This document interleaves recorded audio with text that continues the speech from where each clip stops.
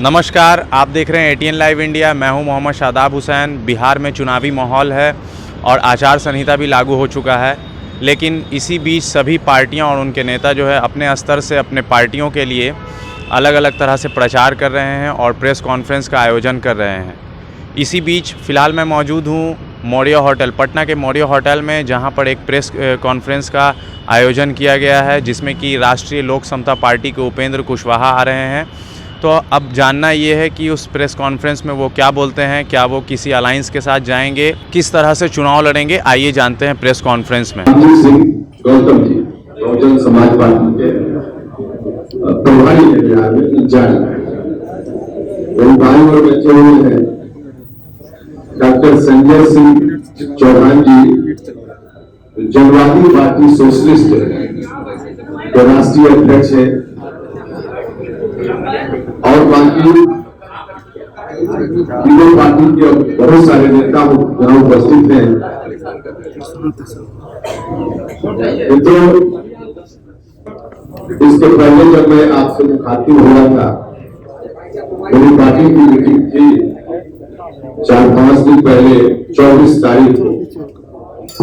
उस दिन मेरी पार्टी के साथियों ने मुझको अधिकृत किया था अगला राजनीतिक कदम उठाने के लिए। आप जो भी राजनीतिक कदम उठाइए, हम सब आपके साथ होंगे।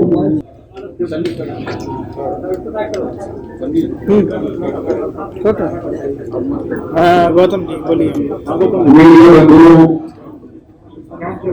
आप लोगों के सामने आज बहुजन समाज पार्टी और राष्ट्रीय लोक समता पार्टी के साथ में अन्य गठबंधनों का जो गठबंधन अभी आप लोगों को मालूम हुआ है,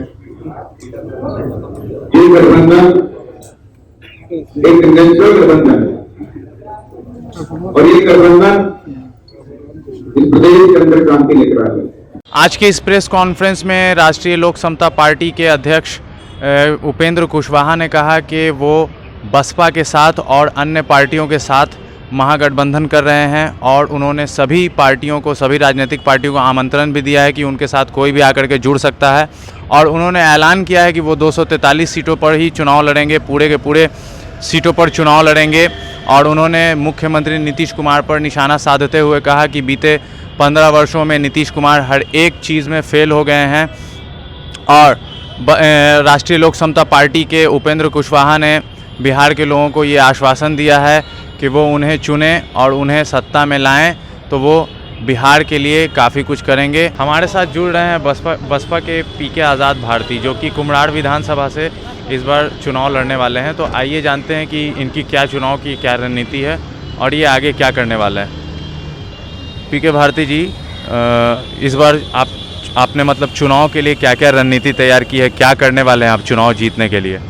सबसे बड़े ATM न्यूज़ को आपको बहुत बहुत धन्यवाद। मौर्या लोक में आज देख रहे हैं कि हमारे बहुजन समाज पार्टी और रालोसपा उपेंद्र कुशवाहा जी का संयुक्त प्रेस कॉन्फ्रेंस हुआ है, और पार्टी के द्वारा जो रणनीति तय किया जाएगा, पूरे बहुजन समाज पार्टी उसके साथ हम लोग खड़े हैं।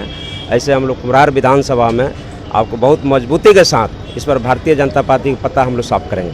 आज बिहार में 15 साल चाहे नीतीश कुमार जी रहे या लालू जी रहे, वो लोगों ने संविधान को टच ही नहीं किया। अगर संविधान को संपूर्ण रूप से लागू कर दिया जाए, मैं समझता हूं कि एक भी गरीब जो गरीब नहीं रहेंगे। आपको पता होगा कि भारत सरकार का डेटा है कि यहाँ पर 35% जनता जो है झुग्गी झोपड़ी में रहती है, लेकिन ये 15 साल लालू जी रहे, 15 साल नीतीश जी रहे, लेकिन बंटाधार कर दिया बिहार का हमेशा बंटाधार कर दिया। गरीबों को तो वोट चाहिए, लेकिन गरीबों का विकास नहीं चाहिए। दलितों मजलूमों का वोट चाहिए, लेकिन विकास नहीं चाहिए। लेकिन ये मजबूती के साथ आपको बता देना चाहते हैं, बहुजन समाज पार्टी अगर आती है तो बहुजन समाज पार्टी निश्चित तौर पर आपको कुम्हरार विधानसभा किया, बिहार का 243 विधानसभा पर बहुत मजबूती के साथ बहुजन समाज पार्टी और जो रिलायंस का जो दिशा निर्देश होगा उसके द्वारा हम लोग काम करेंगे और बहुत मजबूती के साथ विकास होगा।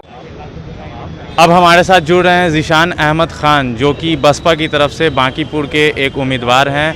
तो आइए जानते हैं कि इस विधानसभा चुनाव में इनकी क्या रणनीति है, और आगे अगर ये जीत जाते हैं तो ये जनता के लिए किस तरह का काम करेंगे।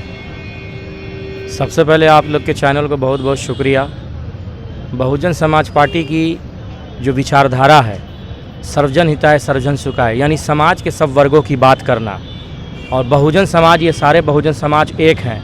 आज जो हालात जो दिख रहे हैं, राज्य की जो सरकारें जो कर रही है और मौजूदा जो है स्थिति है सरकार की द्वारा जो बताई गई बांकीपुर विधानसभा में जो देखा जाए तो बहुत स्थिति ख़राब रही। 15 साल भाजपा के विधायक यहाँ रहे, लेकिन जिस तरीके से बांकीपुर विधानसभा का विकास करना चाहिए था वो विकास करने में बिल्कुल एकदम फेल हो गए।